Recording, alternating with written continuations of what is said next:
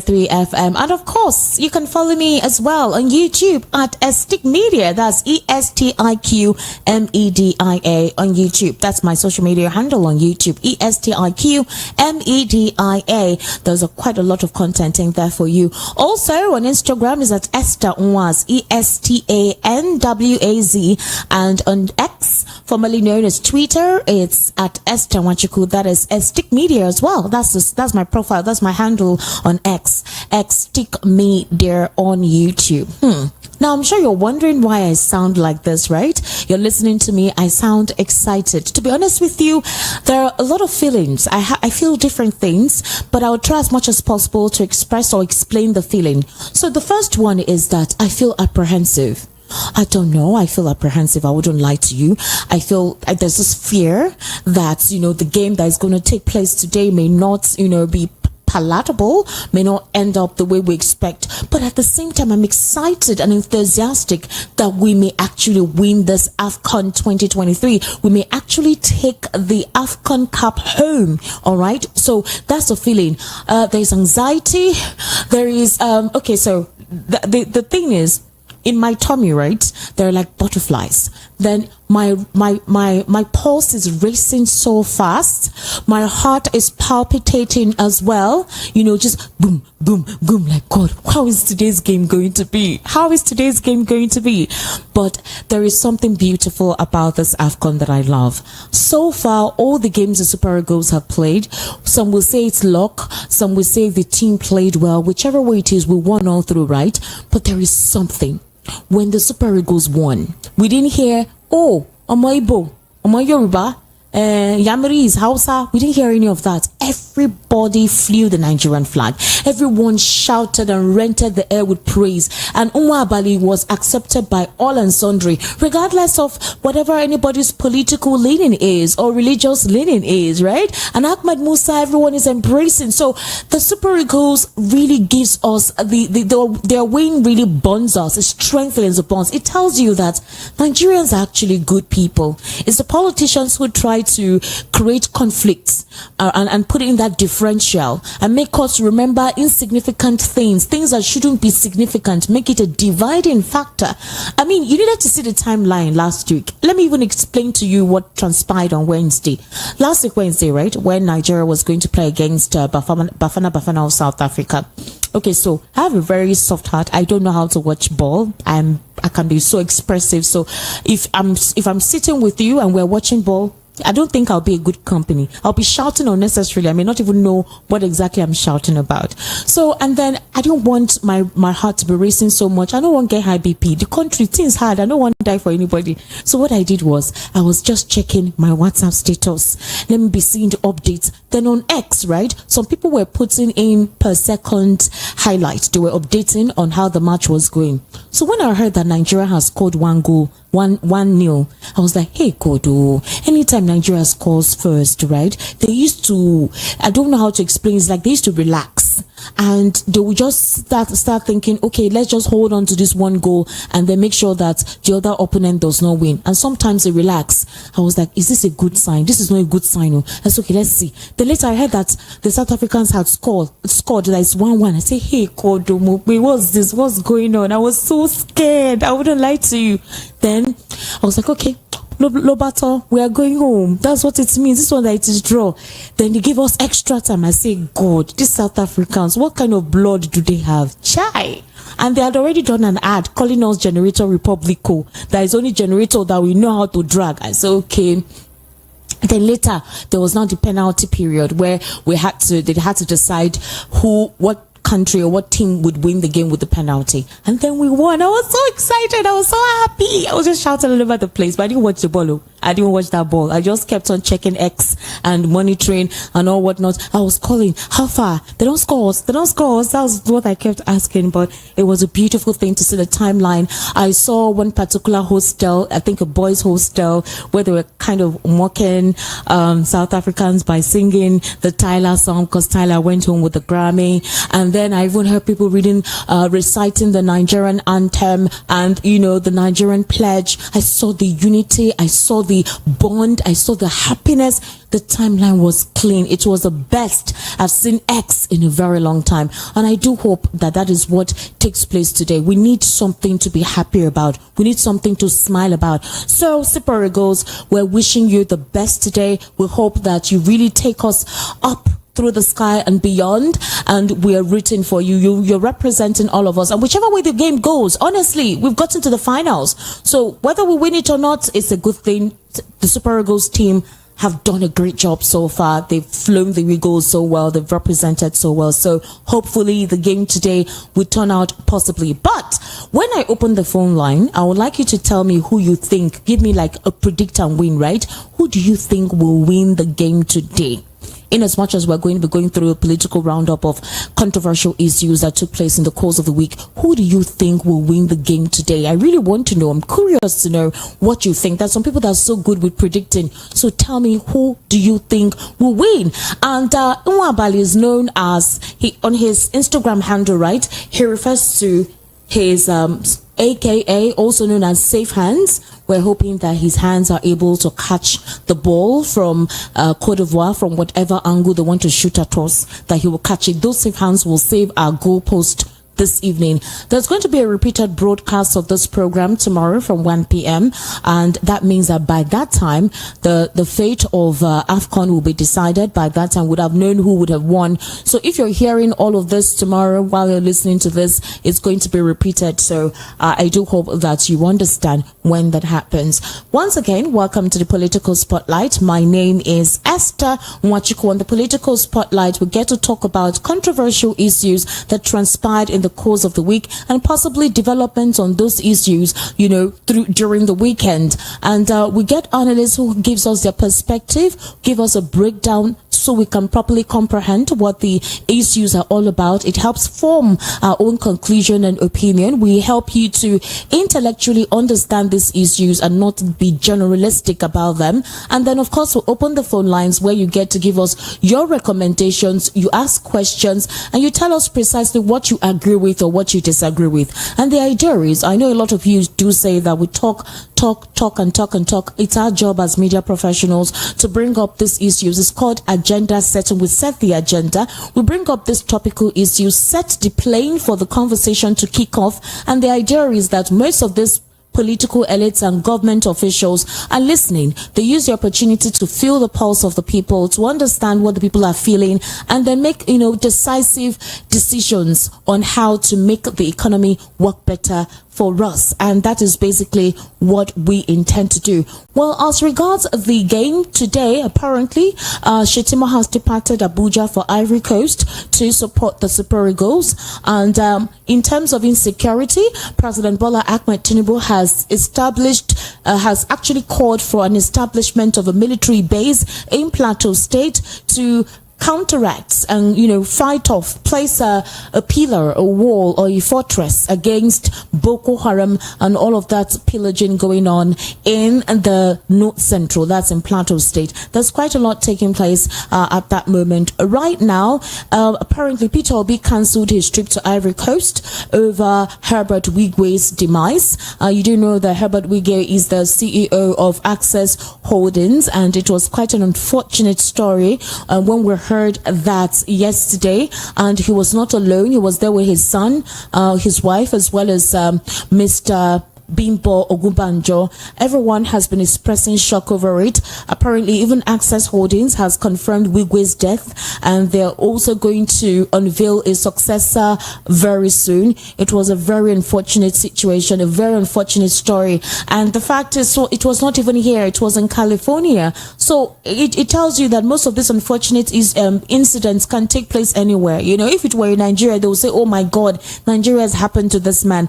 But it happened in California, and it's an overwhelming tragedy. The president, the vice president, everyone is mourning Herbert Wigwe. In fact, they said just 2 weeks ago, he hosted Dangote and Femi Otedola for his birthday. Apparently, even he was about to set up the Wigwe University in Delta State. I mean, a lot of people had good things to say. I saw the timeline and I heard that people were they were in sobs. They were sobbing. He was a good man. There's one thing important in this life. If you have an opportunity to impact, if you have an opportunity to touch lives, it's important to do that. Live well, all right?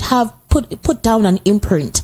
It's very good. I mean, the timeline has been all positivity about Herbert Wigwe. I pray that God gives the family the repose, all right, to bear the loss of their loved one. Okay, so let's go on to what one of the trending issue is today now. A former national vice chairman of the ruling All Progressives Congress, Salihu Muhammad Lukman, has shared his concerns about the economic situation in the country. And so he urged President Bola Tinubu to sit up and reevaluate some of the policy decisions he has taken in the past 10 months. Now, he stated this in a statement on Sunday in Abuja. And he noted that rather than giving life to its campaign promises, the APC-led administration has only succeeded in changing all its promises to the consternation of Nigerians. Now, Lukman claimed that many of those elected into power are behaving worse than the People's Democratic Party, and that many APC leaders who were in the front line of the struggles against military rule and against the PDP are today very comfortable and behaving like emperors and tyrants. Lukman noted that all these are happening because President Tinubu's government took the bold decision to remove subsidies on petroleum products and float the Naira exchange rate. And he says that for now, the APC administration should look inwards, that it was important for them to try and solve the problems and the myriad of problems bedeviling the nation. And he says that the APC has actually become worse than the PDP. Now, this is a former APC chairman, and for the APC to be admitting that they've actually become worse than the PDP, then that tells you that water don't really pass Gary. So it's a very daunting situation, and it's quite unfortunate, you know. Okay, so apparently there are allegations that Peter Obi of the Labour Party in 2023 and Atiku Abubakar of the People's Democratic Party have stashed trillions of naira while Nigerians are languishing in poverty. And the APC is telling them to use the trillions of dollars they have in their account to pull Nigerians out of poverty. It's quite interesting. Apparently, it was a statement made by a confederation of all Progressives Congress support groups calling on leaders of the opposition to use their wealth to help Nigerians out of poverty and unemployment. And that statement was made by its group's general director, Professor Mohammed Kailani, and it was during a press conference in Abuja on Saturday. That's when he made the statement. He said Peter Obi of the Labour Party and Atiku Abubakar of the People's Democratic Party, in order for them to solve the respective myriad of problems bedeviling the nation, rather than condemning President Bola Ahmed Tinubu's administration, they should look for explorative measures through which they can pull Nigerians out of poverty, and that the only way they can actually do that is by all the dollars, according to them, all the trillions of dollars in their bank accounts. Why don't they use that to help Nigerians alleviate the poverty in the country or ameliorate the stifling economic situation? Now, critics have come out to say, is Atiku Abubakar the president of the Federation of Nigeria? Is Labour Party presidential candidate for 2023 the president of the Federal Republic of Nigeria? Why are you asking them to use their money to resolve issues or try to uplift the economy when you have a president who said that he has the measures and the strategies to uplift Nigeria from its economic quagmire? In fact, the president said that he was going to let the poor breathe. And that was basically one of the mandates for the Renewed Hope agenda. And then the APC supporters say on the mandate of President Bola Tinubu, they shall stand. I remember there was a time when the House of Representatives, during a particular visit, when they were, trying to hail the president, rather than reciting the national anthem, they were reciting, on your mandate we shall stand, on your mandate we shall stand. So if we have a mandate to stand on, why don't you work on that mandate? That's what critics are asking this particular administration. They should work on the mandate they promised Nigerians that they would actually do Otherwise, it doesn't make week 2. A lot actually transpired. One of the things that transpired was the fact that there were protests in several areas in the country, in Kano, in Suleja, Lokoja, and as well as Niger State. Now, most of these, even Osun State, now what is the crux of the matter? They were all complaining about the high cost of living and how expensive food has become. And they're asking President Bola Ahmed Tinubu to help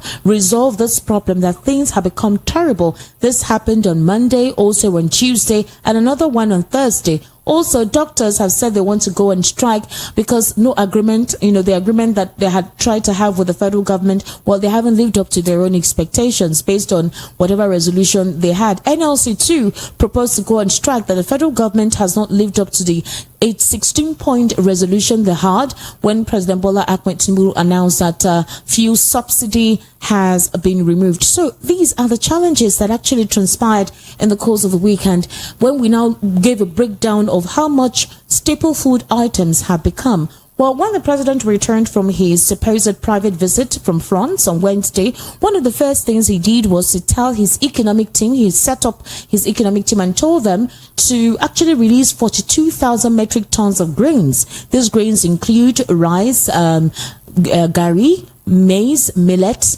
and this was supposed to help the price of food items. That if these things are available, then maybe food wouldn't be so expensive. Well, that's the thought. Now, let's look at another interesting conversation that transpired today. You know that the president has revealed those who leaked Tinubu's secret memo and moves to deal with them. Now, let me read out what that means, and then I'm going to help us recall similar incidents to this. Bayo Onanuga, who is the president's spokesperson and has been very controversial but defensive of this administration, and he's also the special advisor to the president on information and strategy, has asserted the presence of moles within the current administration clandestinely working for the opposition. He also recalled that Simon Dalong, former sports minister during former President Muhammadu Buhari's tenure, said the same thing, that there are some cabals within the cabinet of the presidency, but we don't know who these cabals are. He says the cabals are even more now than those who actually those who assign certain assignments to them. Well, let's go ahead with this and possibly we'll have an understanding of what Bayo Onanuga is saying. So he did not specify the party involved, but Onanuga raised concerns over individuals leaking confidential documents to the public and emphasized the urgency for the federal government to take decisive measures to identify and weed out such individuals. He highlighted ongoing investigations into the civil service framework initiated at the request of the presidency, aimed at identifying and removing individuals deemed moles. Regarding a recent alleged internal memo leak suggesting President Tinubu's approval of the disbursement of 500 million naira for the inauguration of a tripartite committee, Onanuga expressed dismay, attributing these leaks to unauthorized disclosure of classified documents. According to him, he said the step is crucial in ensuring the security and maintenance of sensitive information. Onanuga also remarked that what is worrisome is how come a memo written by the Secretary General of the Federation to the President bearing the President's signature leaked out. It means that there are some fifth columnists within the government. He further noted that there are so many moles around who are probably doing the bidding of the opposition. They do not respect the civil service rule for handling official secrets, and it shows that the government should look inwards to probe how memos between officials are getting into the public space. Memos that are supposed to be secret are not supposed to be flying all over the place. And this just reminds me about the whole Beta Edu incident.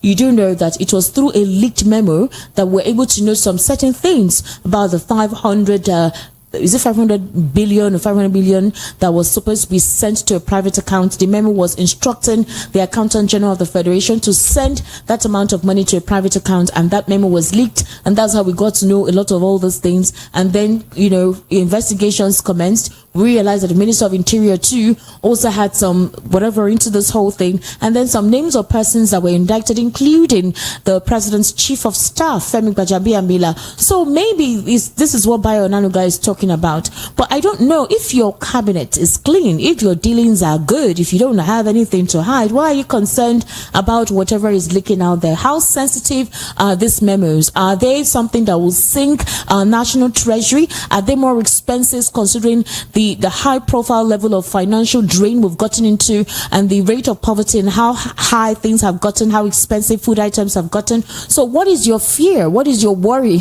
That's what Nigerians are actually asking Bayo Onanuga for saying that there are moles within the presidency working for the opposition. And I'm like, how? The president surrounded himself with mostly APC members, and you have more of the APC members in the Senate. There is no how you would surround yourself with more opposition. Very few opposition are around the president. So who are the opposition members that are the most?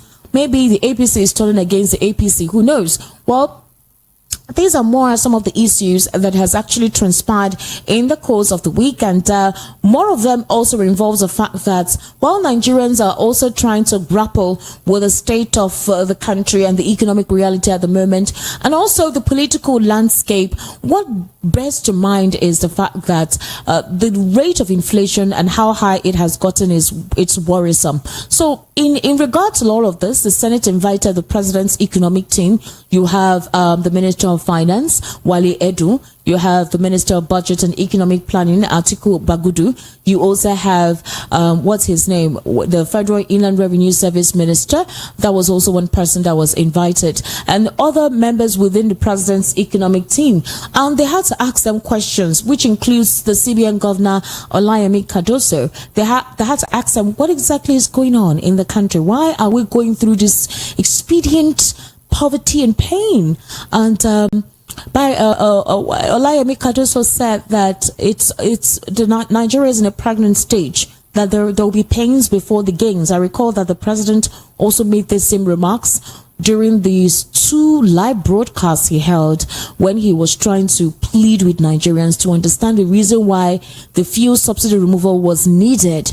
And he also understood and foresaw how hard and difficult that solution would be, and the consequences that would, warrant for the complete removal of fuel subsidy. And so the president said that Nigeria is in a stage where it's about to give birth, and before the birth it is pains, but after the birth Nigerians will smile and be happy. And I recall that critics now went on to say, you that you're making this statement, are you suffering?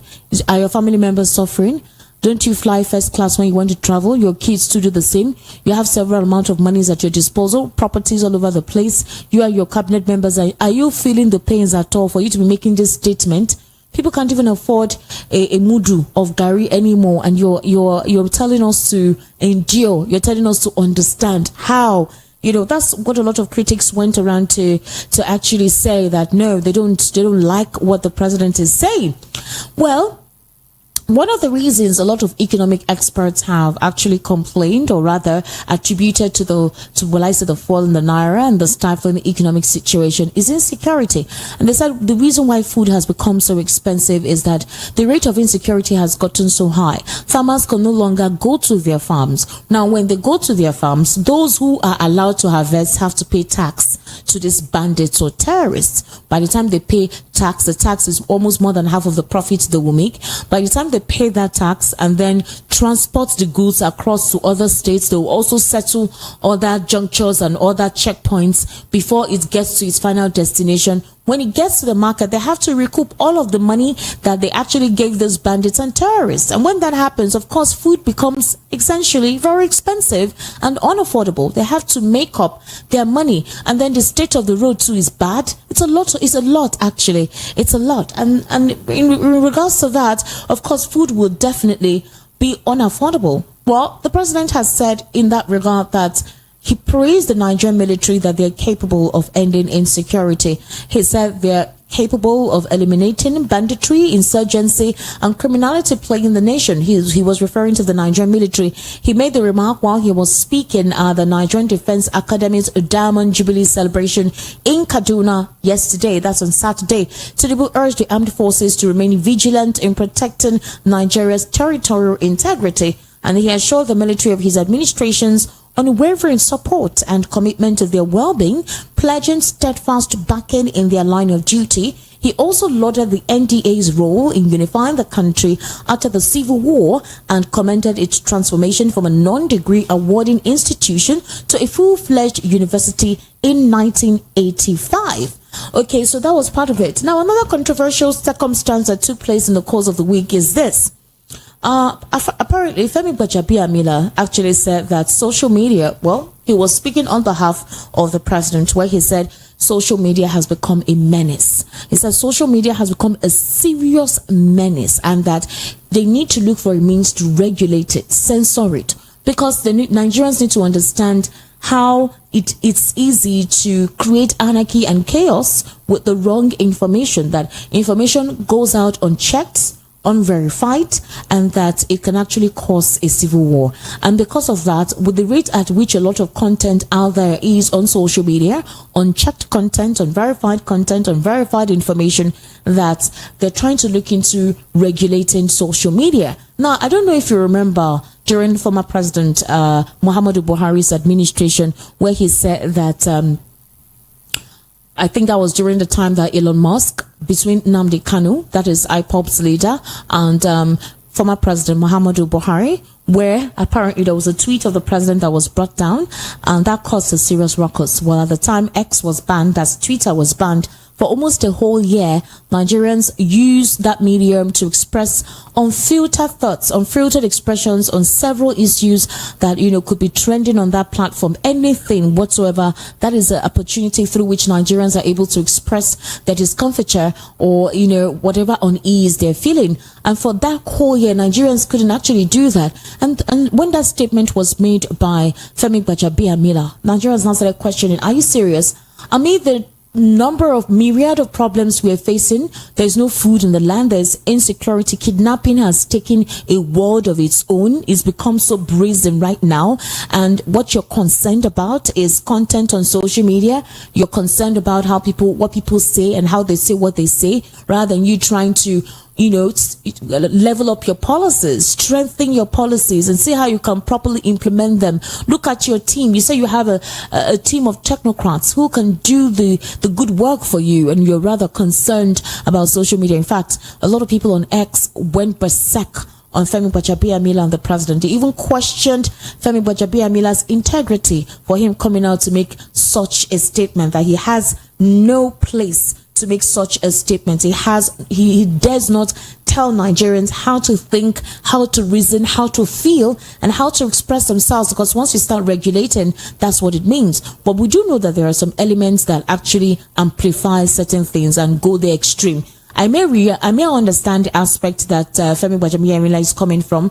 You have a lot of people on social media who amplify things beyond what they are, sometimes deliberately misinterpret information and twist things beyond proportions. But the facts are there. If your administration is doing okay, if your administration is doing right, you shouldn't be bothered about certain things. You are supposed to be concerned about ensuring that the lives of the people you govern are doing okay, and that corruption is at bay. You curb it as best as you can. Swindle insecurity. Look for how you can root it out, and sanitize your cabinet members. You can't tell people how to behave and how to do if you have questions on your forehead. There's a huge question mark on you and the persons that surround you. So yes, that is one of the issues that went on in the course of the week. Now, another interesting factor to consider is the fact that an APC chieftain, Lukman, also mentioned, like I told you earlier, that the All Progressives Congress and President Bola Ahmed Tinubu, that they lack direction. Well, Nigerians have said, is the APC turning against itself now? Are they now fighting against each other? That's it. That's basically it. They're asking questions. Are they now fighting against each other? Another contending factor was Aisha Yusufu, who went on to insist that the president, she would not recognize him as his president because of a lot of quagmire currently bedeviling the nation, and she considers him illegitimate. Well, that's her personal opinion. And we heard about talks of maybe DSS coming to arrest or apprehend her or take her in court for questioning and all whatnot. Well, that was one of the issues that generated that conversation in the course of the week, and Nigerians backlash the critics and say, why would you force her to accept something that she doesn't want to accept? If she says this is what she feels and this is what she believes, well, that's her perception, that's her opinion. Okay, now we do have Labour Party. What does the Labour Party chair blaming the APC for the hardship in Nigeria? Apparently, it was stated by the national chairman of the Labour Party, and that's Barrister Julius Abure, who asserted in Owerri during the weekend that the APC were the ones becoming a plague within Nigeria, that the plague of Nigeria, and that the ones who are making Nigeria move forward. He said APC has failed woefully to utilize the power of governance to better Nigerians. Abure described Labour Party as a victim of fraudulent elections in Nigeria arising from the last general election, and stressing the need for the party to pursue all forms of electoral reform in Nigeria. The national chairman declared that the Labour Party will win the governorship elections in Edo State, adding that already party members and stakeholders are working hard to subvert any plans to stop the victory of the party in the state. That's, of course, the Labour Party chairman Julius Abure. And like I said earlier, when I was talking to you, I said the Labour Party has tried as much as possible to tell us that they intend to remain a strong opposition within the Nigerian polity. They say that this 2024, they would actually make sure that Nigeria becomes a place that will be comfortable for all. They will fight for the voiceless. They will put their feet down and question every motive of this administration up until this administration is done. Well, that is one aspect to also consider, and we will look at it too very soon and see if that is something they're able to pull, because Nigerians are bothered by the current state of things in the country and say we cannot continue to allow things be like this if we say we want to move forward. All right, so that's basically most of the issues that transpired in the course of the week. Quite a controversial one too, if we want to assess it, and it will continue to be like that. It will continue to be like that. Several groups, including the Islamic group, they said that it is the APC that has plunged Nigeria into a land of hunger. That's what the group is saying, and that it is important for the APC group to realize this. Otherwise, there could be a revolution. Showore has said it, that Nigeria is hanging on a thread, and if the APC is not careful, they could light up, they could flame up the country that is trying to stay together, that is just hanging together by a very thin thread. So they have to be careful with what they're doing. That's one of the things that you know, that they're talking about. Moyele Showore, that's the presidential candidate of the African Action Congress, that's AAC. He's saying if the president is not careful, the administration of President Bola Ahmed Tinubu is not careful, he's not going to find the repercussion funny. Yeah, he's not going to find the repercussion funny. Well, the Northwest of the APC Youth Wing, they've also expressed their support for President Bola Ahmed Tinubu's led government, and they assured Nigerians that Tinubu will address the prevailing economic challenges facing the country and also navigate the country through turbulent times. According to the APC group, they made this disclosure in a statement it issued after the group's annual meeting through Abdul Hamid Mohammed, the leader of the APC Youth Group. They are imploring Nigerians to exercise patience and that things will get better in the long run. Nigerians just have to be patient. That's what they say. There are policies being implemented by President Bola Ahmed Tinubu and his economic team, and that he will try as much as possible to, Nigerians should try as much as possible to be patient and be understanding and trust that Tinubu's administration and his policies will work in the benefit of all of Nigerians, but that the opposition are the ones, you know, plaguing and trying to set us back and creating discord and disunity by questioning and underrating or denigrating many of the policies that President Bola Ahmed Tinubu's administration is coming up with. And due to most of these factors, there have been agitation for Oduduwa Republic, Yoruba. It's a Yoruba movement. They set to form a constituent assembly. So this, when things become rife, you begin to see different factions gather together and give their own expressions and their opinions about how things should go. You begin to see different factions say, I want to be indigenous, I want to be autonomous, I want to be on my own, I don't want to have anything to do with the government. Isolates me. I don't feel like I'm part of the country, with a lot of isolations and the hardship and misrepresentation. But basically, when things become this rife, you begin to hear such agitations crop up, and you begin to hear some groups being developed or put together to say this is basically what they want, and you can consider them to be even non-state actors in some instances. And then, of course, you have Amnesty International speaking to President Bola Ahmed Tinubu and his administration to be careful, that there's so much hunger in the land, and that if they don't do something as soon as possible, in fact, they actually sued President Bola Ahmed Tinubu over that.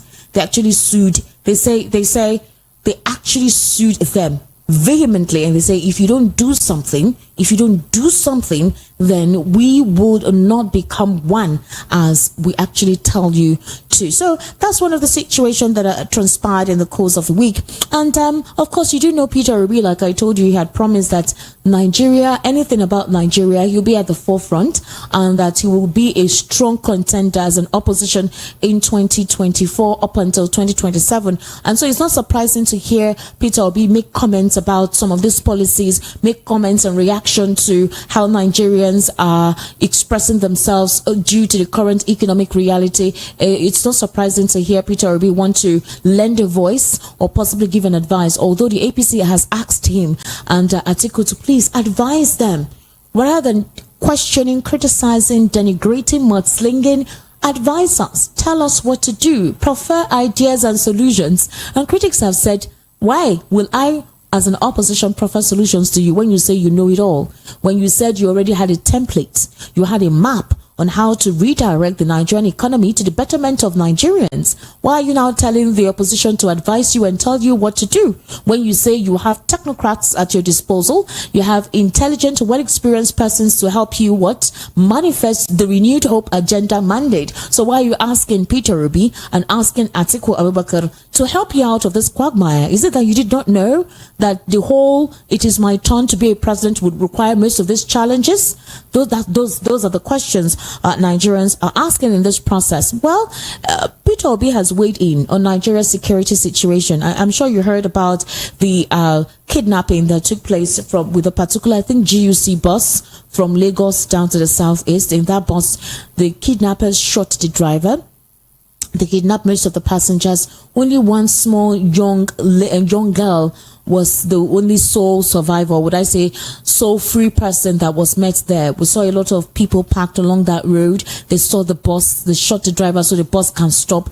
The driver died on the spot, and then they kidnapped most of them. I'm sure very soon we'll be hearing ransoms from that particular vehicle where the kidnappers took most of the passengers. And regarding that particular development, Peter Obi has weighed in on Nigeria's security situation, and he drew comparisons between past administrations and the current state of affairs. Now, he drew the attention of Nigerians to the governance structure, and he highlighted the pivotal role governors played in ensuring security during the 10 years of President Obasanjo and Yar'Adua.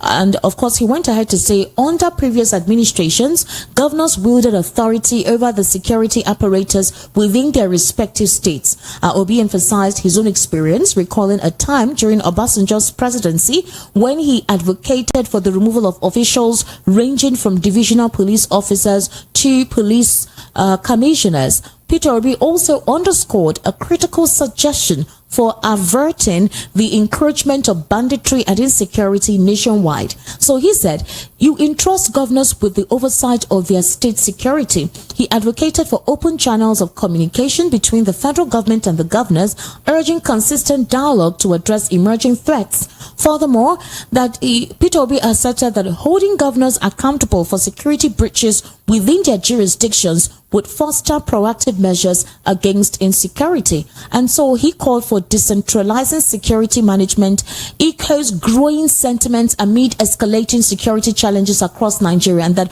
when you empower governors with direct responsibilities, proponents argue for tailored responses to localized threats and enhanced coordination between state and federal authorities. So he also used the opportunity to prompt for a re-evaluation of Nigeria's security architecture, urging a shift towards a decentralized model where governors assume greater accountability. So if the APC is asking the opposition to give them advice, well, Peter Obi just did.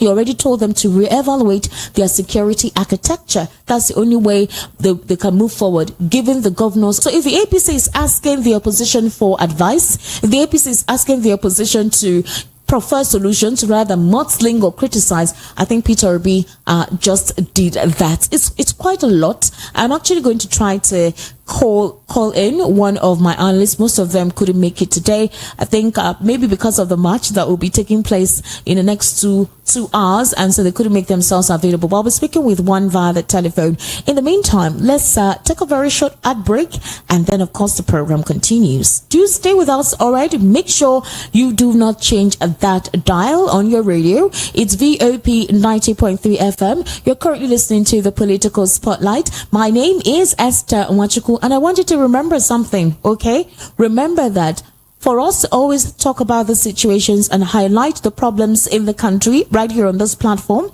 we're not using the opportunity to mudsling or criticize or create a defamatory perception about this administration, about the government to you. We're stating the facts of what is going on, and we try to set up this agenda. Hopefully, most of these political stalwarts, ministers, representatives of this administration are listening, and when they hear what you have to suggest, they can implement it. I think that's basically what the idea is all about. So we'll be right back, all right, after this break.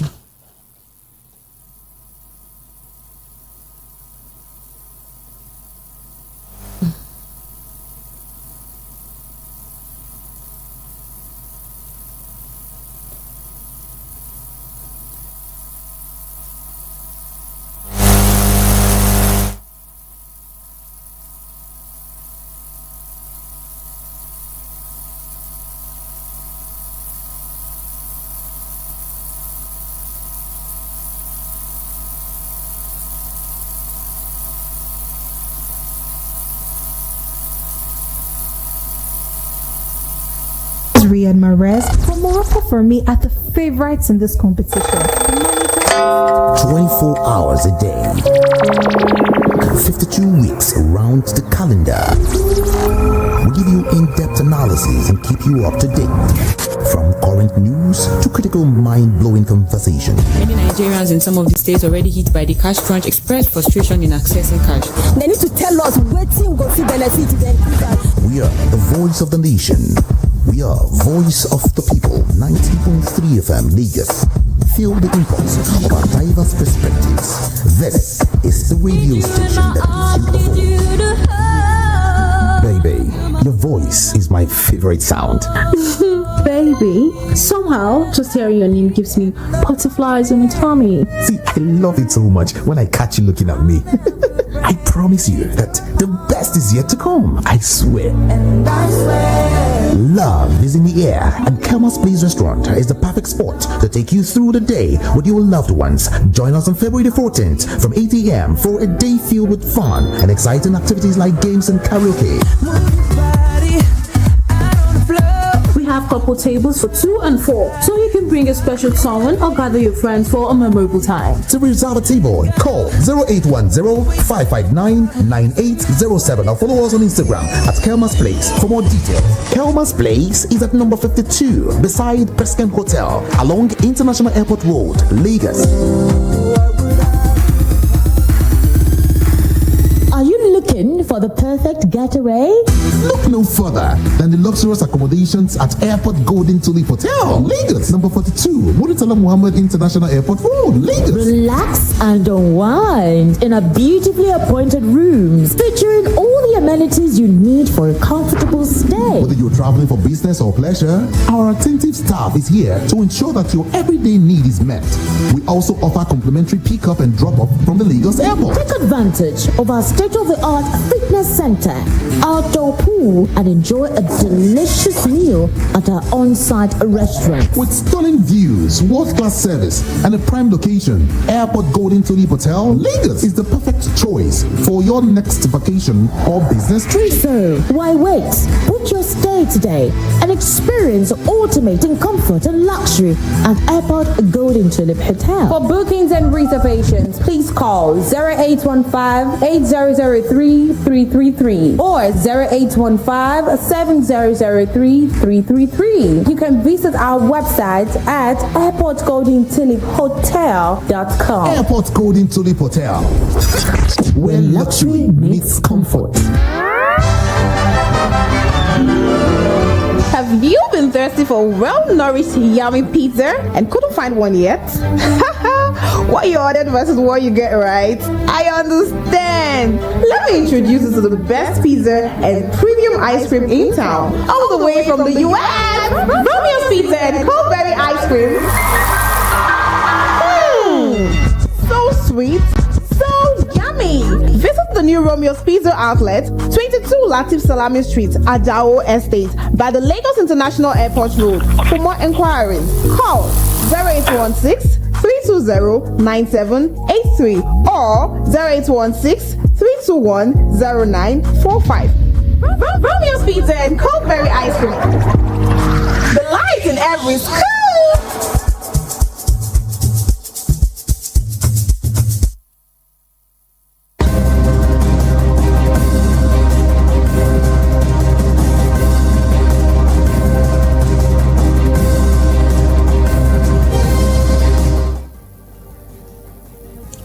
All right, welcome back. You're still tuned into VOP 90.3 FM, and we're still on the political spotlight, talking about issues that transpired in the course of the week, and of course that also generated quite a number of reactions. Remember, I told you that I was going to call somebody who would actually talk about these issues, and that person is Barrister Darlington. Barrister Darlington is a political, social, and national affairs commentator, and of course you do know him. He's quite expressive when it comes to issues in the Nigerian polity. Well, basically, Mr. Darlington will help us, give us his own perspective on what he thinks about the conversation, or rather the topics I've reeled out to you on what transpired, in the course of the week. Mr. Darlington, good evening and welcome to the political spotlight. Yes, Esther, good evening, and how are you? How's the weekend going? Well, so far so good. I said earlier in the course of the program that I am apprehensive and at the same time excited. Apprehensive, like I feel like, I don't want to say it out, but I do hope positively that the Super Eagles will actually take on the cup today, because we need this win for the sanity of the nation and for the unison and bond that we've been able to establish since this AFCON commenced. Mr. Darlington, here is a situation. Bayo Onanuga, the special advisor to President Bola Ahmed Tinubu on information and strategy, has asserted the presence of moles within the current administration's cabinet, and he's saying that they are working for the opposition. According to Bayo Onanuga, he's wondering how a particular memo written by the Secretary to the Government of the Federation was leaked.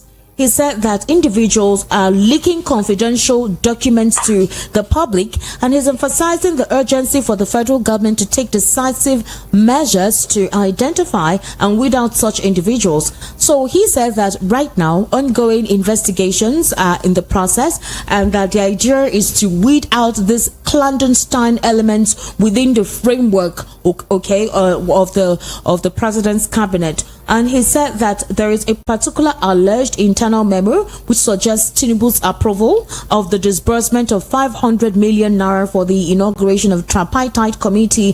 Onanuga is expressing dismay, attributing these leaks to unauthorized disclosure of classified documents, and that the opposition has placed moles within the president's cabinet. That's basically what he's saying. So the question now is, if you don't have anything to hide, why are you concerned about certain memos being leaked out there? These memos that leak are memos that would, set tongues wagging, especially if they will be detrimental to Nigerians and if they will raise questions.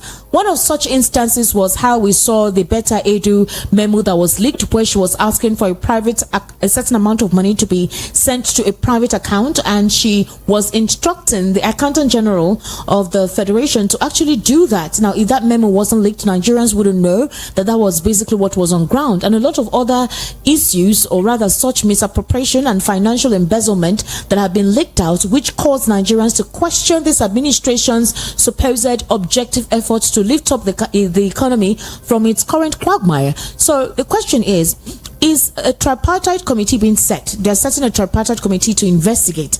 Is that what they should be on about, or about other issues in terms of an emergency on insecurity, an emergency on economy?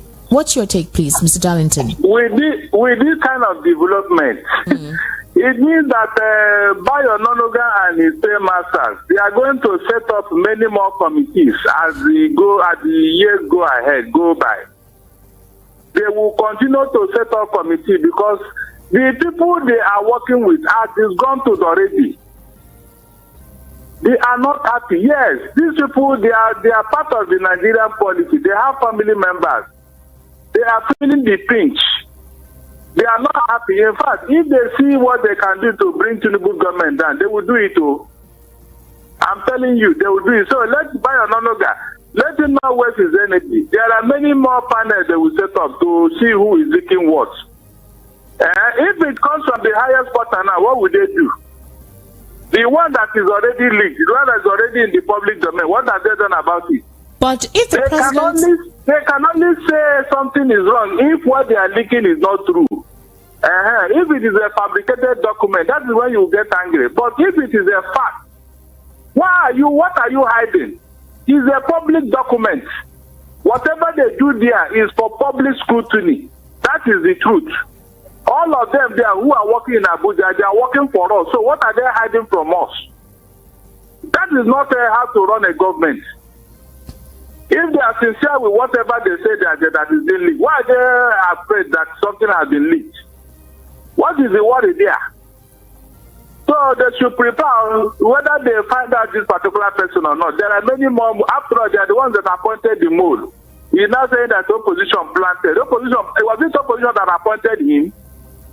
No, was it opposition that appointed by Ononoga? Or Femi Gbajadi-Amila? Or the other people? Or the personal assistant? Was it opposition that appointed them? They should be very careful. They are resorted to blaming the opposition now for their misdeeds. They should be very, very careful. They will make Nigerians more angry. They are forgetting that so far it is APC. From Buhari to Tinubu, it is APC. So what is the grumbling all about? When did the opposition start disturbing them in their government? When? At what point? They should be very careful. If they don't know what to do, they should throw in the towel now. After all, we have seen government that resign all over the world. Mr. Darlington, another thing to also consider is the fact that a lot has transpired in the course of the week, and one of that is the fact that one of the appeal court justices recommended his daughter-in-law to be put, in the NJC.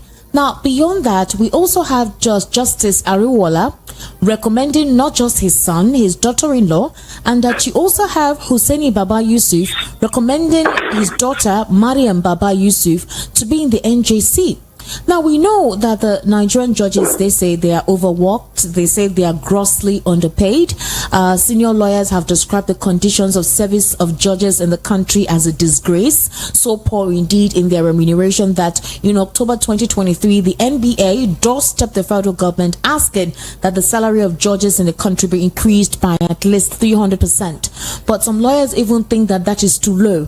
Now, Nigerians are lamenting that has the NJC, that's the National Judicial Council, become a family affair? Or is it that most of the appointments being given now, instead of it to be on merit, is now based on nominations from some senior justices who are appointing their family members in there and relegating those who by merit ought to be promoted?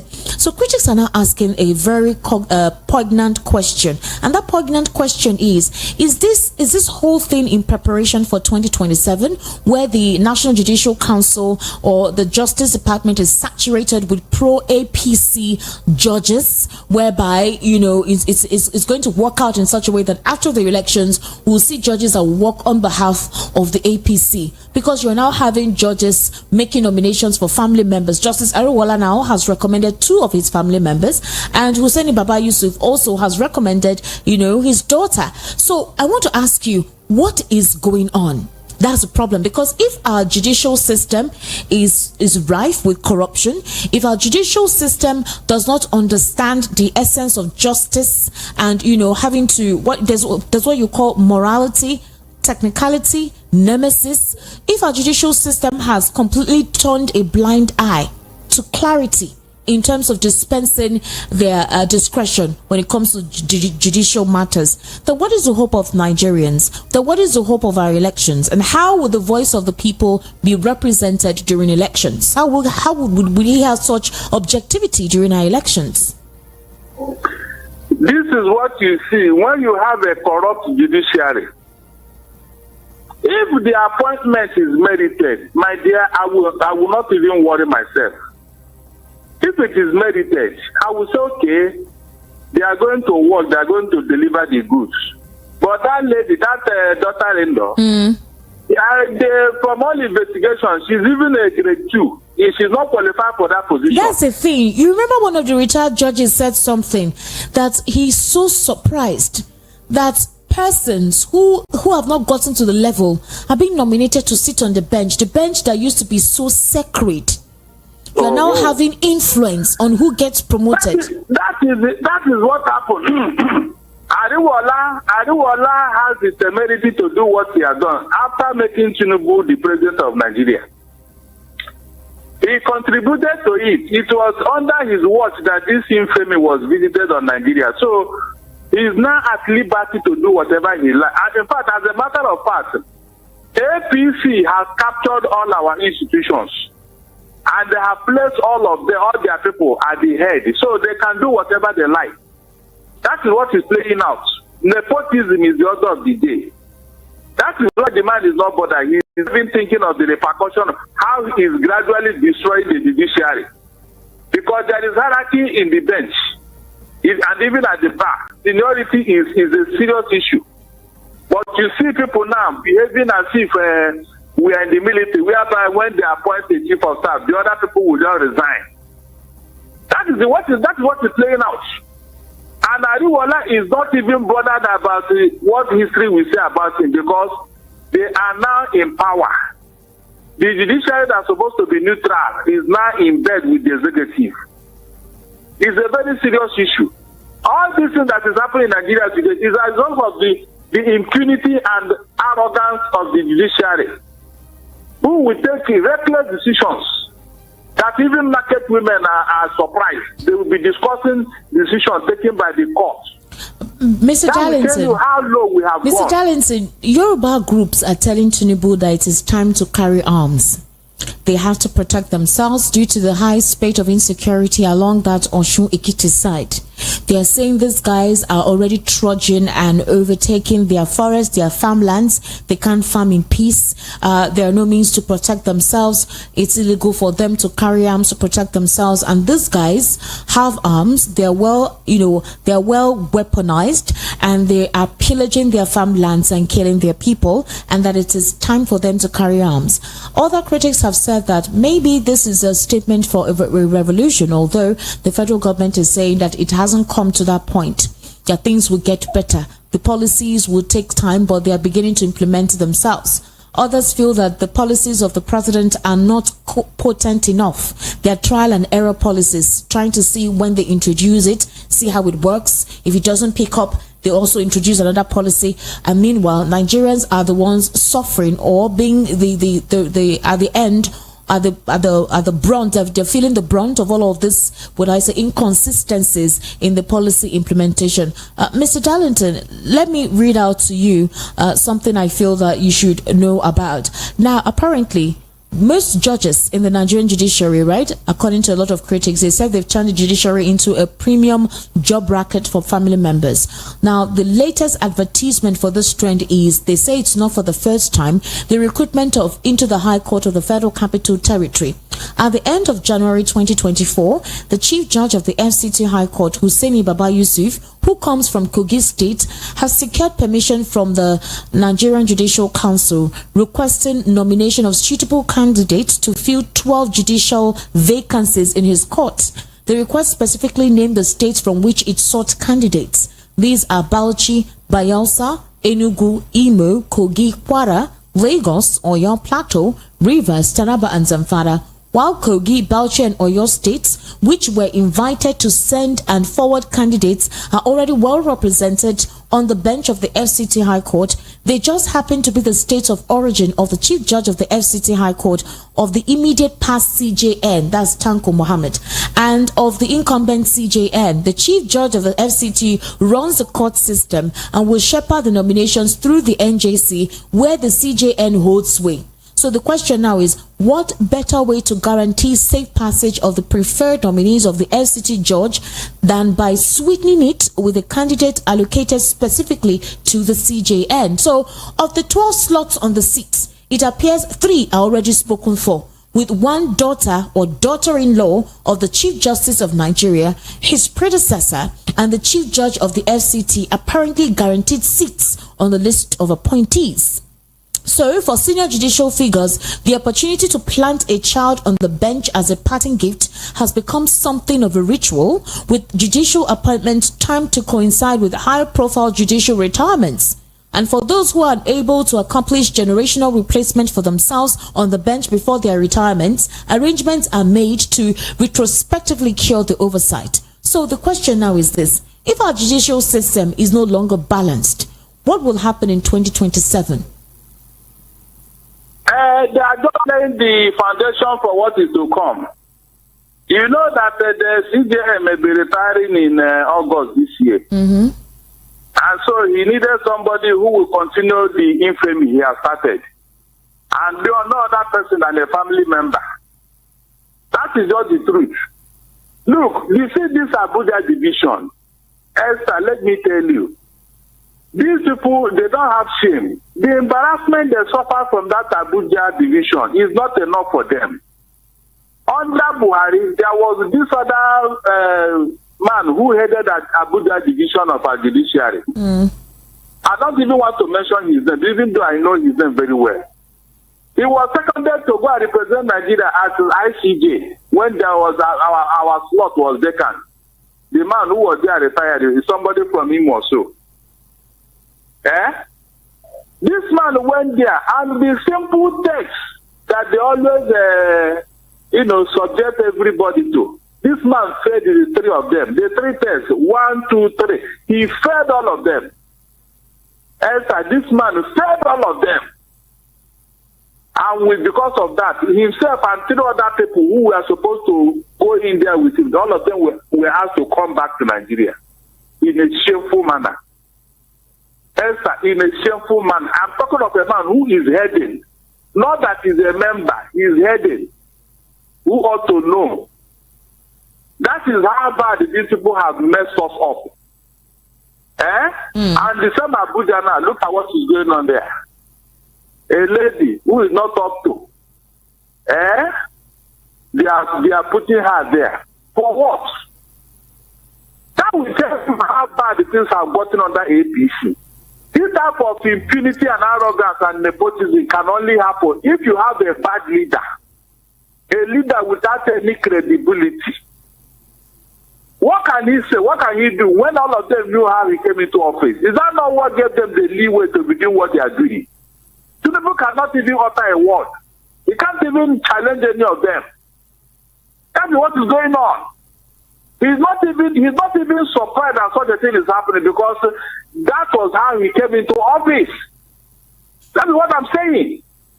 When something is not credible, it can never be credible. Mr. Darlington, Mr. Darlington, the PDP, Mr. Darlington, Mr. Darlington, Mr. Darlington, in the same Abuja, Mr. Darlington, for them, but people are represented there 3-4 times. Mr. Darlington, right? The PDP, yes. Right? They have labeled Tinubu's government as a cesspit of corruption. Exactly. Let me tell you why that they described his administration as one. The party's condemnation is coming in response to the reported approval of 500 million naira as a first installment of 1 billion naira allocation to inaugurate a 37-man tripartite committee on new national minimum wage. Remember, I told you that Byron Onugar is saying that there are moles within the president's policy. 1 billion naira. Yes. So, according to the PDP, they are going to share money also. They are going to work out how minimum wage will be. In fact, they're saying the allocation of a routine government activity like committee inauguration exemplifies profligacy and imprudence and financial recklessness. I mean, 1 billion naira, they've already paid the first tranche, and the party is arguing that such spending indicates corruption within Tinubu's led government. Now, you see the naira to the dollar rate, right? You see the high cost of living. You see how food has become expensive. And then for inaugurating a tripartite committee, you are actually set 1 billion naira allocation to inaugurate a 37-man tripartite committee. What are you allocating? What are you inaugurating with 1 billion naira? And so the PDP is expressing concerns about the substantial expenditure at a time when the nation is facing challenges such as food shortages, economic difficulties, and delayed salary payment for workers. And they're asking President Tinubu to address the nation and urge the National Assembly to investigate utilizing its powers under Section 88 of the Constitution. Now, will the National Assembly actually investigate this when you have the National Assembly more constituted of pro-APC members, pro-President Bola Ahmed Tinubu members? They would not choose that to investigate unless there is a protest or unless, the Nigerians converge at that National Assembly to demand that. That's one. Two, how do Nigerians take this administration serious? You just had Olayemi Cardoso tell Nigerians on Friday to bear the pain. And in response to this exposure, Bayo Onanuga is concerned about the fact that there are moles within the presidency or moles set in within the presidency by the opposition. That how come an internal memo, a secret memo written by the Secretary General of the Federation is being put out there and Nigerians had access to it, it was leaked out. So are you telling me that most of the things they come out to tell us is false and a lie? And they continue to do what they want to do in a hidden manner? And just because this memo was leaked, that is all Bayo Onanuga is concerned about. Mr. Darlington, how do we have politicians and government representatives not be mindful of certain things, of the plight of the people that they say they govern? Esther, we don't have politicians. I have said it and I have made myself clear on this matter. We do not have politicians in Nigeria. We only have politicians during the First Republic and partly during the Second Republic. After that, we never had any politician. As for Tinubu, a snake will always be long. Since I knew him, and from his antecedents, Tinubu is a profligate. He is not friendly with money. He doesn't know how to manage resources. He uses money to get whatever he wants. And that is what people call political strategy. Those money now that they are bringing out for this panel, with this general donation, you can be sure of how the discussion will go. You can be very sure. He has just donated money to them. That money is not for them to sit and do it. No, that money is to make them dance to his tune. That is what that money is all about. Isn't it appalling to you that Bayo Onanuga's response to this expose is a concern for the fact that there are moles? That means there are more memos like that we just were not privy to. Just like we had the whole Better Edu memo. So the question is this, Mr. Darlington. At what point would we have these politicians really feel the plight of the people? Because obviously they're not. You are talking about politicians. Who thought? I said we don't have politicians, we only have opportunities. Didn't you see how people came into office? Is that how a politician wins votes? Is that how he wins the election? They are opportunists. They have captured the soul of Nigeria. They have captured our national treasury and they are looting it big time. That's what they are doing. They are not politicians. No. I mean, when did they become politicians? What is the antecedent? What is the profile? What makes Tinubu a politician? He is not a politician. Tinubu was tackled by Lagos Ibadan Press. Now that the truth has come out about him, what are they going to say? Didn't they tell us that he has a magic wand? He will do this, he will do that. What has he done? Except throwing money right, left, and center, wasting our resources, and telling us to be very calm, that things will get better. Answer, how can things get better in insecurity? Tinubu has not answered that question. How can he bring paradise in a state of insecurity? Even in state of Osho, that is where these guys are operating now. They are daring him as a president. and yet he's telling you that which Uhuru are we expecting? There is nothing to expect except corruption. They are not even ashamed that these things are happening under their watch. They are not even no apology. So on what basis will anybody expect something different from Tinubu? Since we know him from the beginning, we know how he ran Lagos. We know how he ran Lagos. And somebody telling me he's going to produce which magic? Can you give what you don't have? They don't know what they don't know. They don't have anything to give you, Esther. Don't deceive yourself. Tinubu is not a politician. He's not a technocrat. Okay, he said he has first class in accountancy. So yeah, display your first class now. Display it. Let us see it. All the life he told Nigerians, it is blowing up in his face. It is blowing up. That's why you are seeing what you are seeing. He doesn't know. I told you here that Tinubu is in bondage because everybody knew how he came into office. So they are feasting on him. Tinubu is standing on a deformed leg, so he doesn't want anybody to push him, let him fall. That is why whatever they tell him, he will do it. Whatever they say, he will carry it out, just to remain in power. He is not his own man. He can never be.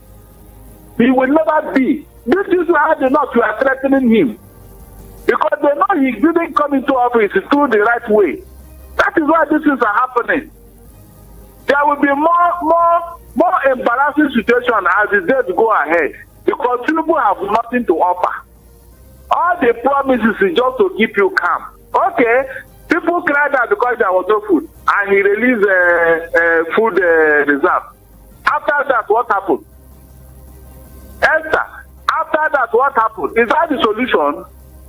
Do you know that from what I'm looking at now, from what I've seen now, Tinubu have no guts to confront this insecurity. Because of where these people that are doing this, where they come from. Because of religious and ethnic affiliation, Tinubu does not have the guts to confront them. That is why he's not making any effort to toward that direction. Instead of him to go and clear these people, so that our farmers can go back to farm, he prefers to release the food reserve. After releasing all the food reserve, that's what happens. Is that when you now look at the people that are occupying our farmland? Is that when you look in that direction? Or don't everybody know how these food scarcity came into Nigeria? Don't everybody know? If 80% of your farmers have been driven out of your farm, Esther, what are you going to do? As I talk to you now, I am very, very sure from statistics from even the World Bank and other international organizations, 80% of our farmers in the north, they are not in their farm. So where will the food come from? Is Tinubu not aware of this? He wants to go and release the food reserve to placate some people. Is that not why he's doing all this things? If people were to riot here, that they are going to, will Tinubu listen to them? He's only doing this because it's the people from the north that rioted. That's why he's doing all this now. So he's not a Nigerian president yet, so he's a northern president. All right, but Mr. Darlington, hold him to ransom. Mr. Darlington, all right, let's take phone calls. We need to hear what the people think. We need to hear their perception on the issues that were discussed this evening, in as much as we have a lot of people's eyes glued to the screen in anticipation of the match kicking off in about an hour. At the moment, in Ivory Coast, the stadium there's a lot of lighting, fireworks, and, you know, the musicians are singing and trying to warm up the crowd to the eventual display, or, you know, of the kickoff of the match this evening that will determine the winner of the AFCON 2023. So let's take phone calls and let's feel the pulse of the people. All right, the number to call is 0700 903 903 903. That is the number to call. The WhatsApp number is 0700 903 9039 0700 903. Yes, Mr. Darlington.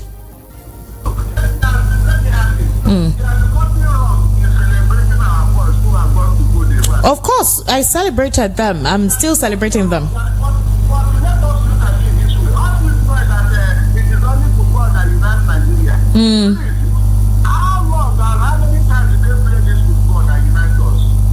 Mr. Darlington, please don't rain on our parade, okay? I don't want to hear anything about what you want to say now about this ball. Don't rain on our parade, oh.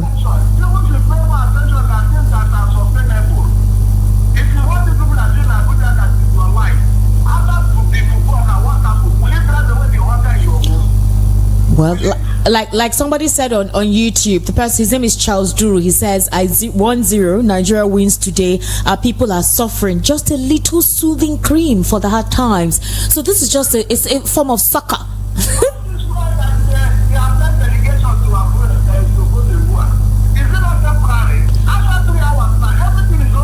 Mr. Darlington, let me take phone calls. All right, just stay on the line. 0700 903 903 903.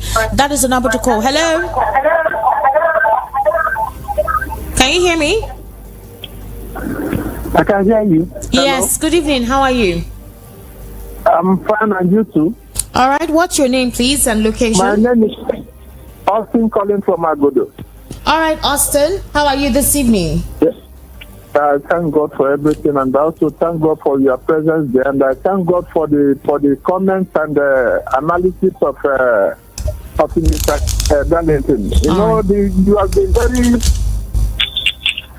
careful in observing all these situations. So yes. I want to say that what Mr. Darlington is saying is there's nothing different from what is happening, and I thank God for the buoyantness of his comment. Yes. So please, what you desire is, we know that God is not happy with what is happening in this country, and there's nothing we can do about it. All right. If not for the sake of the so-called religious problem we're having between the Christians and the Muslims. Exactly. I'm just mentioning this all the time because, please, a bit. You see, what I'm saying is that Tinubu has no interest of anybody. One, Mr. Darlington says he's in bondage, and actually in bondage, because he signed a lot of documents. And all these things are in favor of the northern people. So there's nothing they can do. Only what he comes in there to just pick up what he thinks he will pick and leave the office. There's nothing. They were claiming of his building Lagos. I asked Tottenham Bridge, second and the first Qatar Bridge, or what is the major thing we can point in Lagos that Tinubu did, apart from capturing everything that belongs to the people. I need to take more calls. Combine it to himself. I need to take more calls. But before you go, I want to ask you, can you predict who will win tonight's game? You said? Can you predict who will win tonight's game between Nigeria and Ivory Coast? Well, without pleasure, we thank God. But for the sake of this government, I'm not happy. Though, for the sake of our people that are very serious about the cup, Nigeria will bring the cup back home. Amen. Thank you so much. All right. Thank you. 0700 903 903 903. That's the number to call. 0700 903 903 903. And the WhatsApp number is 0700 903 9039. Hello. Welcome to the Political Spotlight. What's your name? My name is Hello? Hello? Your line is fluctuating. Your name is what? All right, we've lost that connection. Kindly call back. We can't hear you properly. The line is distorted. 0700 903 903 903. That is the number to call. The WhatsApp number is 0700 903 9039. Nkoye Duru is predicting Nigeria nil, Ivory Coast 1. How about you guys? Please be hopeful, be positive. Hello, evening. Welcome to the Political Spotlight. Hello? Yes, name and location, please. My name is Patrick. Patrick. Okay, location, please, Patrick. From Pleasure Bus Stop. Pleasure Bus Stop. In Okedo. All right, okay, Okedo. All right, Patrick, please go ahead. Let's hear what you have to say. What I'm trying to say is that what Mr. Darlington is saying is the fact. Okay. Because the situation we are now is very pathetic, and you see most of all these government officials living in a very flamboyant vibe, and they are telling us to tighten up ourselves. For how long are we going to tighten up ourselves? So what I'm saying is, this administration, we should not expect much. We only, if you go out and see a daily bread, so thank you, God. That's all I have to say. All right, thank you. All right, thank you, Mr. Patrick. Before you go, please predict Nigeria and Ivory Coast. Who's taking the cup home? you might be surprised my own prediction. Just let me know. I see Ivory Coast winning this game today. All right, thank you. I'm a patriotic Nigerian, but I'm not happy with the situation of this country. All right, Can you imagine South Africa calling us a generator republic? But at least yes, it's quite unfortunate about that, and they were actually quite right. But at least we dragged them home. And that is what we are. Till now, we are in blackout. They are home. Yes. No electricity. I'm telling you, it's really bad, and the weather is hot. You're right. Yes. I'm sweating inside the room. Weather is so hot. No light, no nothing. Since morning. Not just since morning. It's been like this since last week. Mr. Patrick, that means your place you've been enjoying light since. So it's been like this since last week. Oh, this inconsistency. In fact, what they're doing is flashing. When they flash it in 2 minutes or 3 minutes, they just take it again. Exactly. Since they took it since around 7 a.m. Up to this moment, we are in blackout. It's bad. So how do you expect me to be happy when we are getting such a tournament of this magnitude? The NEPA feel very reluctant to give us the light to watch the ball. So I will not watch it. I only listen to the radio. Yeah. If anything that comes out, I take it like that. Yeah. You can tune in. I think by 8:30, Kizike will be here to give you guys update on how the match is ongoing. I think with his crew, they'll be giving you a breakdown of the match formation and basically how it's all going. However, you just be hopeful and positive. Okay. All right, thank you. 0700 903 903 903. That is the number to call. 0700 903 903 903. Hello. Yeah, Hester. How are you? Welcome to the Political Spotlight. Who am I speaking with, please? I'm fine. This is Remy. All right, Remy. I'm calling from London. All right, Remy. Yeah. Yes. Thanks for what you do, and good luck to Super Eagles today. Yes. And Esther. Yes. Please, if any of your audience can tell me 5 sensible and logical things that has come out of Bayo Onanuga's mouth, I've got 100,000 naira for grab. Just 5. Wow, Mr. Remy. No. Okay, please. you guys. Okay, good. Please, okay, good. That's a good one. I wonder how he makes the news, how his words are newsworthy. Well, maybe because he's attached to the guy in Abuja. Yes. Secondly, if people keep telling you, be patient. Look, we understand the theory of patience. When you're asking us to be patient and your behavior is working against the law of nature, your patience will be useless. That's I mean, true. the policy they are rolling out are not well thought through. And that's my concern. True. I mean, they act before they think, instead of thinking before acting.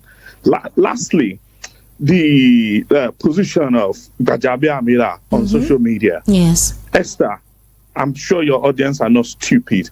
Go and do your research. Every useless government in the world, their first concern is always social media. From Uganda to Rwanda to Nicaragua to Burundi. But Mr. Remy, you recall that this same government, this administration, utilized social media during former President Goodluck Ebele Jonathan's time. Yeah. They utilized social media intensely during Muhammadu Buhari's time. They utilized social media vehemently and aggressively in 2022 while campaigning for the elections. So it's the irony. It's actually the irony. Absolutely. And you know, the dilemma here is many of them have invested heavily in traditional media, and they've planted their puppet across the media space who misinform the people. Now, the fight against social media is a long lost battle. You cannot win it. Even China cannot stop its people from using social media. I have got a lot of friends in China that we communicate on Facebook. So what they should concentrate on, yes, I understand social media can be a problem. They can become quite extreme. True. Exactly. But it is normal like that, because many of these people on social media don't have a voice in the mainstream media. And if you don't give people a voice in a regulated media, you give them the room to be extreme. You see, what sensible government are doing, they educate people on how to deal with misinformation. True. Instead of when Buhari blocked. This is where the National Orientation Agency comes in, which has literally been kind of dead. They don't exist. They don't exist anymore. It's just a shadow of their existence. You're seeing you need to educate people on how to vet information, how to consult the right sources to know and verify. Instead of you stopping everything, we need to raise army of intelligent people, not people that will be taught and told what to do at all times. Thank you, Mr. Remy. Thank you so much. That was quite apt.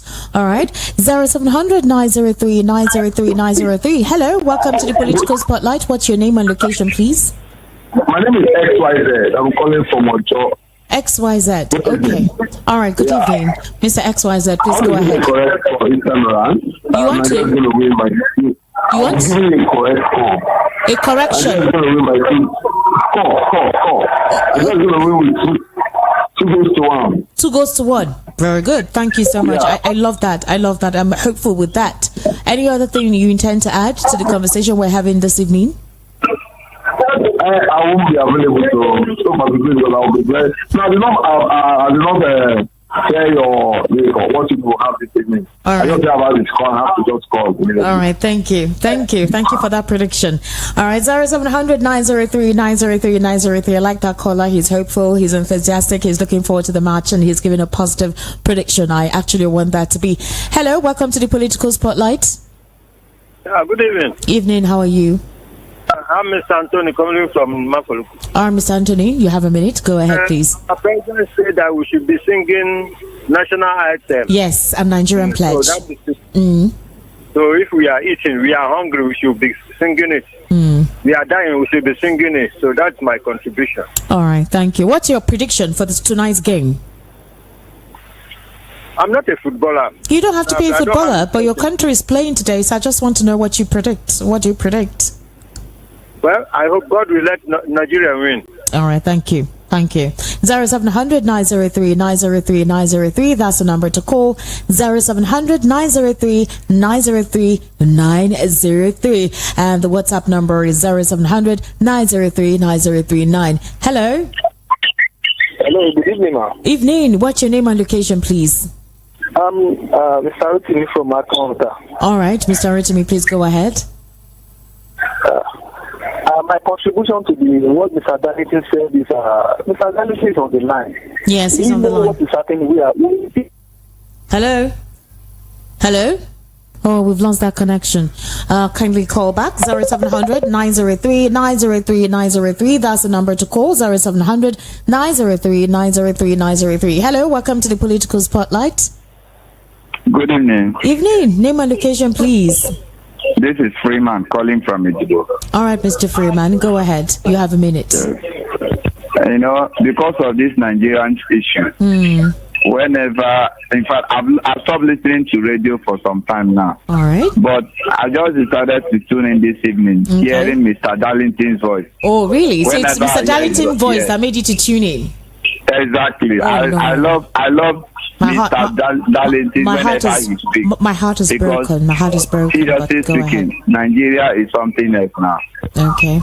Well, we hope that God will see us through. All right. Before you go, who do you predict will win the game today? Ivory Coast or Nigeria? My prediction should be at least Nigeria 1-0. All right, thank you so much. Thank you, that's positive.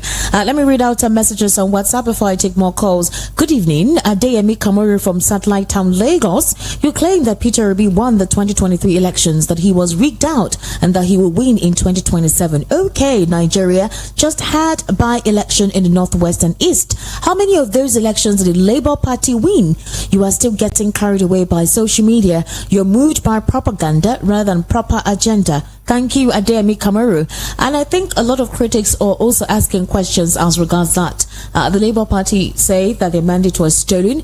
By-elections were recently concluded and the Labour Party was nowhere close to being second, or, So a lot of people are saying, how will the Labour Party be a strong contender in 2027? I would like to know what you think about that. And of course, I also have more WhatsApp messages. I would implore you to actually send more. When you do, kindly put in your name so I know who is actually saying what. Hello. Good evening. Evening. Welcome to the Political Spotlight. Please, what's your name? My name is John Ikeme from Ladepo. All right, Mr. John. Go ahead, please.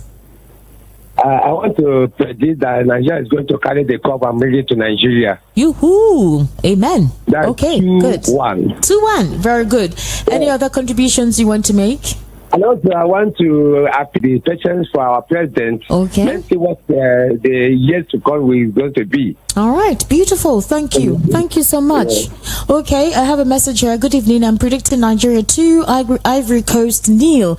Dummy from Ijesha. All right, Dummy. That's a good one. 0700 903 903 903. Hello. Welcome to the Political Spotlight.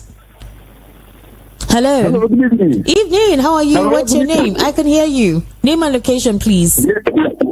I call you from Nigeria. I've been laughing. Why? Yes. Hello. You said. Yes, I have to talk about this football something of the stuff. All right. Some soccer unites Nigeria together. It's formality. It's formality. Okay. It's not really that soccer united. What really unites Nigeria together has made Nigeria disunited. Formality. After 5 seconds they have played this ball, you see Nigeria with bitterness again. Then the Nigerian problem and the solution they need. I know we are facing a type of austerity and inflation joined together. But I believe the government in power should understand how to handle the austerity, to evaluate austerity and inflation. That is what is training the citizen individually. When you go to market, you see what I'm saying. No money to afford valuable goods. And the valuable goods, they have skyrocketed. So that is the way we are talking. If the government can evaluate things and bring things down to the life of the citizens, I believe then if you give 4 years, then it will become a marriage and will become all together become manager. All right. Thank you. Thank you. Hey, before you go, what's your prediction? Nigeria and Ivory Coast? Yes, I'm not really a fan of football. I don't believe whoever that is a game of FIFA. Okay. Whoever that wins, God will win. All right. Thank you. I'm not going to watch. I'll just be getting updates on X. I don't. My blood pressure. I don't want it to get high. So I'm just going to be positive. Hello.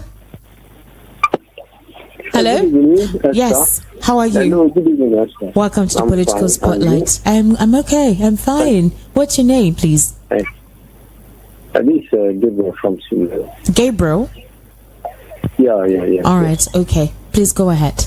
Honestly, let me first predict before I will more All comment. right. Okay. At least for the peace of the state, at least for the unity of the nation, they need to win to bring back our lost glories. Okay.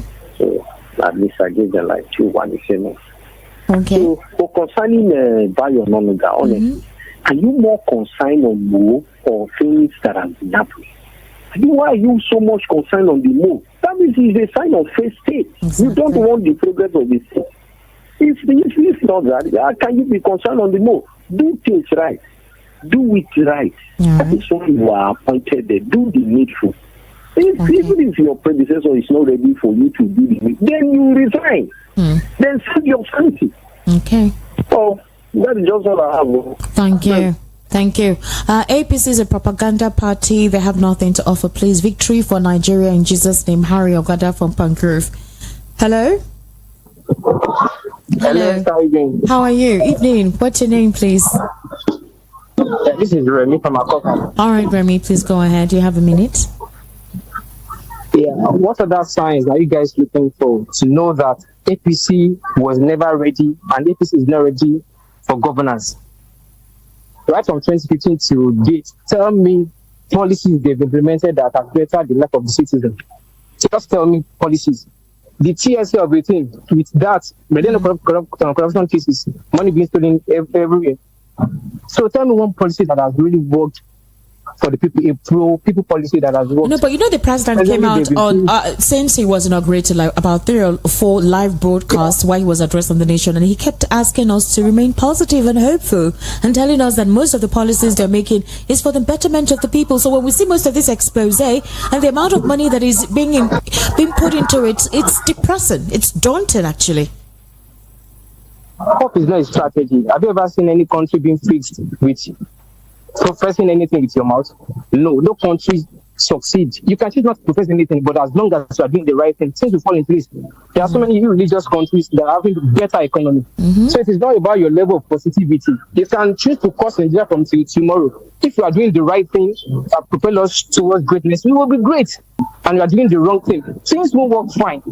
Policies will be okay. Ever since last year that this man came in and implemented these 2 policies, one, subsidy removal and naira floating. It has led us to where we are today, the about inflation and the likes. So what other sign are you guys waiting for to know that these guys are not ready? And now they're asking you guys to give them expo.